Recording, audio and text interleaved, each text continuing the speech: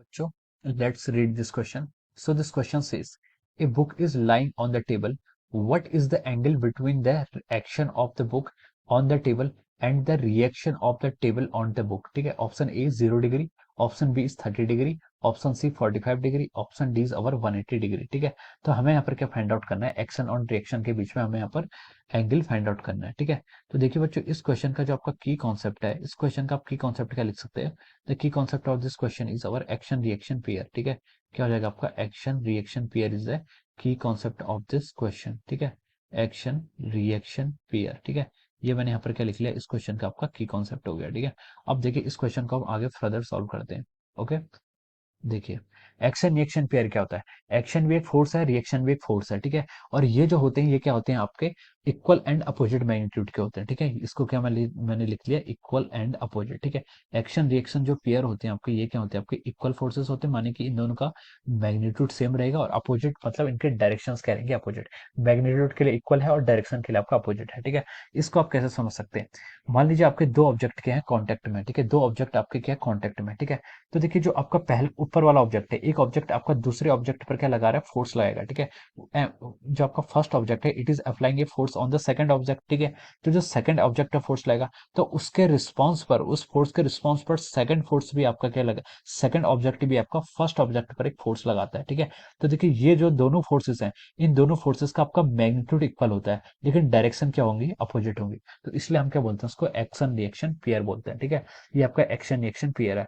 अब देखिए इसमें आप क्वेश्चन में हमसे क्या बोला है कि एक book is lying on the table. ठीक है, मान लीजिए आपकी टेबल है, ये आपका हॉरिजॉन्टल व्यू है। ठीक है, टेबल को हम बिल्कुल साइड से देख रहे हैं। ठीक है, साइड व्यू है आपका। ठीक है, मैं यहाँ पर लिख लेता हूँ, this is our side view. Side view से ये अच्छा समझ में आएगा। ठीक है, ये आपकी टेबल है, टेबल को मैंने बिल्कुल लाइन से डिनोट कर दिया है, और इसके ऊपर आपने क्या रखी है, कोई बुक रखी है, दिस इज वन बुक। ठीक है, ये आपकी बुक है। ठीक है, this is a book.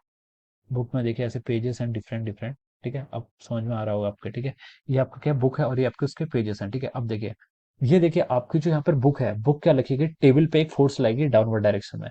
Book क्या करेगी, टेबल पे एक फोर्स लगाती है डाउनवर्ड डायरेक्शन में, उसके रिस्पॉन्स में।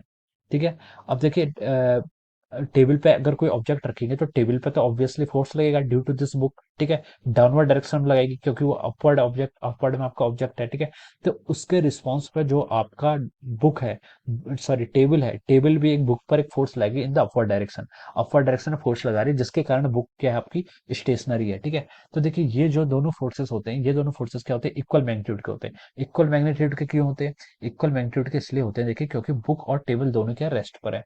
इसका मतलब जो भी इसके वर्टिकल कंपोनेंट है, जो आपका नेट फोर्स आ रहा होगा वो क्या होगा, जीरो होगा, तभी आपके इक्विलिब्रियम पर है। ठीक है, तो तभी क्या आपके इक्विलिब्रियम पे है। देखिए इसको आप ऐसा समझ सकते हैं, यानी कि अगर मैं इनके इंडिविजुअल डायग्राम बनाऊं, ठीक है, ये आपकी बुक है और ये आपकी क्या टेबल है। ठीक है, this is our table and this is our book.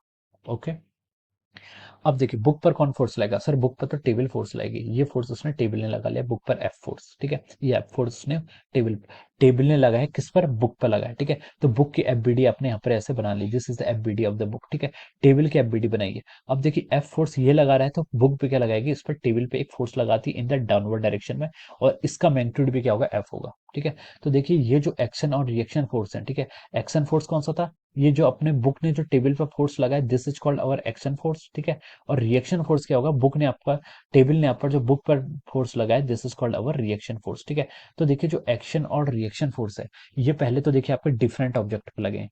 Reaction force book पर लगा है, एक्शन फोर्स आपका टेबल पर लगा है। ठीक है, तो action and reaction force act on the different object, और देखिए इन दोनों फोर्स की जो डायरेक्शन है वो क्या है, अपोजिट है। अपोजिट है तो हम बोल सकते हैं कि उनके बीच का जो एंगल है, जो कि हमसे क्वेश्चन में पूछा गया है, हम डायरेक्टली बोल सकते हैं कि this angle should be our 180 degree. ठीक है, इन दोनों के बीच में जो आपका एंगल होना चाहिए वो कितना होना चाहिए, आपका 180 डिग्री होना चाहिए। ठीक है, so this is the action and reaction force, and the direction between their action and reaction force is over 180 degree. ठीक है, ये एक दूसरे के क्या होंगे, बिल्कुल एंटी पैरेलल होंगे, बोल सकते हैं उन्हें। ठीक है, एक्शन रिएक्शन फोर्स एक दूसरे के एंटी पैरेलल होंगे। सो 180 degree will be the right answer of this question. ठीक है, देखिए 180 डिग्री देखिए आपको ऑप्शन डी में गिवन है। ठीक है, तब बोल सकते हैं कि option D is the right answer of this question. ठीक है, हम उसको ऐसे टिक मार सकते हैं। Okay, so I hope you all understood this concept. All the best and thank you so much.